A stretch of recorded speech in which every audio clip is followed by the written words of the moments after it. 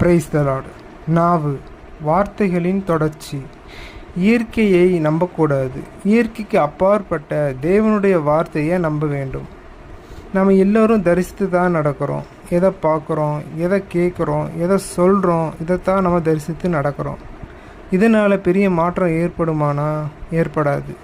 பெரிய மாற்றம் ஏற்படணும்னா தேவன் என்ன சொன்னாரோ அதை பேசணும்.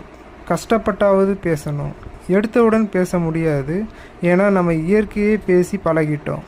இப்போ இந்த முடிவை உறுதியாக எடுப்போம். தேவனுடைய வார்த்தையை பேசி பழகணும். அப்படி பேசி பழகலைன்னா என்ன ஆகும்னா, வேதத்தில் சொல்லியிருக்கிற மாதிரி மத்தேயு 7:26 நான் சொல்லிய இந்த வார்த்தைகளை கேட்டு இவைகளின்படி செய்யாதிருக்கிறவன் எவனோ அவன் தன் வீட்டை மணலின் மேல் கட்டின புத்தியில்லாத மனுஷனுக்கு ஒப்பிடப்படுவான். அப்படி நம்ம தேவனுடைய வசனத்தை பேச ஆரம்பிச்சிட்டோன்னா, வசனம் சொல்கிற மாதிரி மத்தேயு நான் சொல்லிய இந்த வார்த்தைகளை கேட்டு இவைகளின்படி செய்கிறவன் எவனோ அவனை கன்மலையின் மேல் தன் வீட்டை கட்டின புத்தியுள்ள மனுஷனுக்கு ஒப்பிடுவேன். நாம் தீவிரமான முடிவை எடுக்காட்டி எதிர்பார்த்த பலனை பார்க்க முடியாது. நம்முடைய ஃபீலிங்ஸ்க்கெல்லாம் நம்ம இடம் கொடுக்கக்கூடாது. நான் உற்சாகமாக இருக்கேன், என் கால்கள் மான் கால்களைப் போல இருக்குது அப்படிங்கிறத கன்ஃபஸ் பண்ண இயற்கையில் இல்லாட்டியும் இயற்கைக்கு அப்பாற்பட்ட முறையில் ஆண்டவர் கண்டிப்பாக அதை நிறைவேற்றுவார். வேதத்தில் சாதாரணமாக வாழ்ந்து அழிந்து போனவங்க நிறைய பேர், அசாதாரணமாக வாழ்ந்து வெற்றி பெற்றவர்கள் நிறைய பேர். உதாரணத்துக்கு காலேபு, யோசுவாவை பற்றி பார்ப்போம். 40 லட்சம் இஸ்ரவேல் மக்களில் 2 பேர் தான் அந்த தேசத்துக்குள்ளே, அந்த நாட்டுக்குள்ளே போனாங்க, யோசுவாவும் காலேபும். அதற்கு காரணம் அவர்களுடைய நாவு. மோசே அந்த தேசத்தை பார்த்து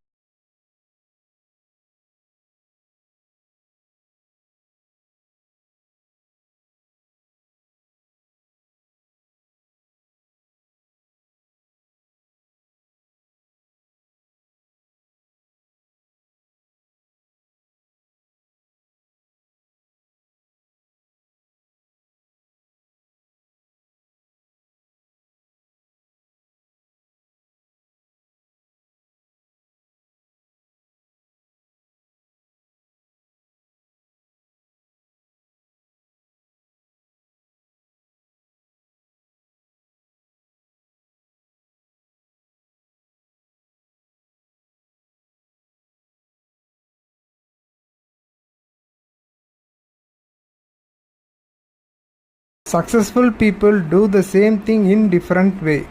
வெற்றியாளர்கள் நம்ம பண்ணுறதைத்தான் அவங்களும் பண்ணுறாங்க, அதை வித்தியாசமாக பண்ணுறாங்க. நம்ம தேவனுடைய பிள்ளைங்க, வித்தியாசமாக பண்ண வேண்டியதே இல்லை. நம்ம நாவை மாற்றினாலே போதும். தேவனுடைய வார்த்தை எல்லாமே தீர்க்க தரிசனம்தான். தேவனுடைய வார்த்தை எல்லாமே ஆம் என்றும் ஆமேன் என்றும் தான் இருக்குது. அதை விசுவாசித்து பேசும்போது நம் வாழ்க்கையில் பெரிய மாற்றம் ஏற்படும். இல்லைன்னா பெரிய மாற்றத்தை பார்க்க முடியாது. கிறிஸ்தவர்கள் எவ்வளோ முறை ஜெபிக்கிறாங்க, எவ்வளோ பேர் உபவாசம் இருக்கிறாங்க, ஆனால் பெரிய ஒரு மாற்றம் வந்துருச்சு, தலை சிறந்த வாழ்க்கைக்கு போயிட்டாங்க அப்படின்னு நம்ம சடனாக பார்க்க முடிகிறது இல்லை. சிலர் சொல்கிறத நம்ம கேட்டிருப்போம். நான் ஜெபித்திருக்கேன், ஆண்டவர் கேட்டாலும் கேட்பார், கேட்டால் நல்லது அப்படின்னு சொல்லுவாங்க. இன்னும் சிலர் தேவன் கொடுத்தா கொடுப்பார், கொடுக்காம போனாலும் போயிடுவார் அப்படின்னு சொல்லியும் கேட்டிருக்கோம். அதே மாதிரி நான் செஞ்ச பாவத்துக்கு தண்டனை கொடுத்துருக்கார் அப்படின்னு சிலர் சொல்லுவாங்க. இன்னும் சிலர் சொல்லுவாங்க நான் பாவம் செய்ததுனால தேவன் அதை கொடுத்துட்டாரு அப்படின்னு சொல்லுவாங்க. தேவ பிள்ளைங்களுடைய பாவங்களை எல்லாம் அவருடைய முதுகில் போட்டுட்டாரு. அவருடைய இரத்தத்தினால நம்மளை மன்னிச்சிட்டாரு. அவர் நம்ம பார்த்தா அவருக்கு என்ன தெரியும்? இயேசு கிறிஸ்துனுடைய பரிசுத்தம் தான் தெரியும். கிறிஸ்து இயேசுவுக்குள்ள தேவ நீதியாக இருக்கும் அப்படின்னு வசனம் சொல்லுது. வசனம் தான் கீவேர்டு. எந்த சூழ்நிலை வந்தாலும் நம்ம வசனத்தை வச்சு பேசும்போது அது வல்லமையாக செயல்படும். எவ்வளோ நேரம் உபவாசித்து ஜெபித்தாலும், எவ்வளோ தான் ப்ரே பண்ணினாலும், எவ்வளோ தான் சாங்ஸ் கேட்டாலும் எவ்வளோதான் கண்ணீர் விட்டாலும் பெருசாக ஏதாவது மாற்றம் வருமானா சொல்ல முடியாது. இயேசு என்ன செய்தார்? தேவனுடைய வார்த்தையை பேசினார். இயேசுவானவர் என்ன சொன்னாரோ, வசனம் என்ன சொல்லுதோ அதை சொல்லணும்.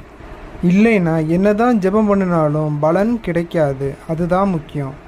வசனம் சொல்லுது, எவனாகிலும் இந்த மலையை பார்த்து நீ பெயர்ந்து சமுத்திரத்திலே தள்ளுண்டு போ என்று சொல்லி தான் சொன்னபடியே நடக்கும் என்று தன் இருதயத்தில் சந்தேகப்படாமல் விசுவாசித்தால் அவன் சொன்னபடியே ஆகும் என்று மெய்யாகவே உங்களுக்கு சொல்லுகிறேன்.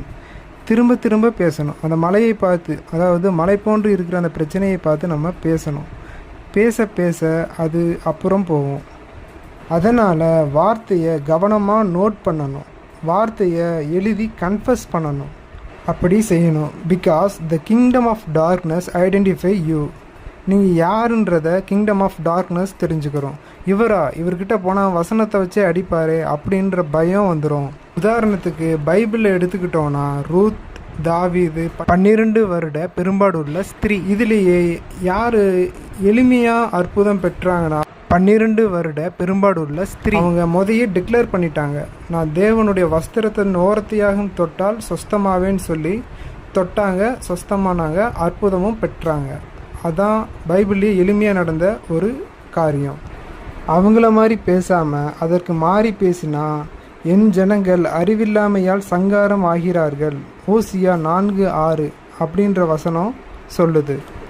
ப்ரே பண்ணும்போதும் சரி, கன்ஃபஸ் பண்ணும்போதும் சரி, சரியான வேத வார்த்தையை நோட் பண்ணி வைக்கணும். பேசுகிறோம், சில சமயம் சூழ்நிலையும் பார்க்குறோம்.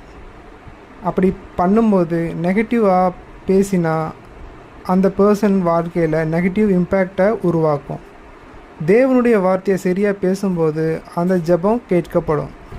நீங்கள் என்னிலும் என் வார்த்தைகள் உங்களிலும் நிலைத்திருந்தால் நீங்கள் கேட்டுக்கொள்வது எதுவோ அது உங்களுக்கு செய்யப்படும் அப்படின்னு வசனம் சொல்லுது. So do tongue exercise by Bible words. Praise God. 3rd session நம்ம அடுத்த வீடியோவில் பார்ப்போம். தேங்க்ஸ் ஃபார் வாட்சிங்.